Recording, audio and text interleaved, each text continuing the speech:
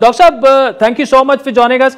पहले तो ये बताएं कि ये जो कहा जा रहा है कि कुछ दोस्त तरीन साहब और खान साहब के दरमियान पैचअप करवा रहे हैं, what do they mean by patch up? क्या ये पैचअप इसमें से कहां से आ गया? उनके खिलाफ केसेस हैं जो अदालतों में चलेंगे, क्या पैचअप से उनके केसेस वापस हो जाएंगे क्योंकि उनका गिला शिकवा ही केसेस की वजह से है?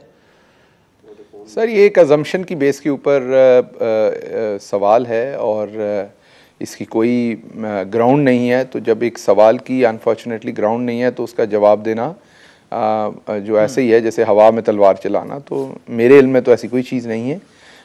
हाँ ये ज़रूर है कि जो उनके साथ हमारे ऑनरेबल मेंबर पार्लियामेंट्स हैं सूबाई और कौमी असम्बली के, दोनों हमारी पार्टी का हिस्सा हैं, हमारे ऑनरेबल मेंबर्स हैं।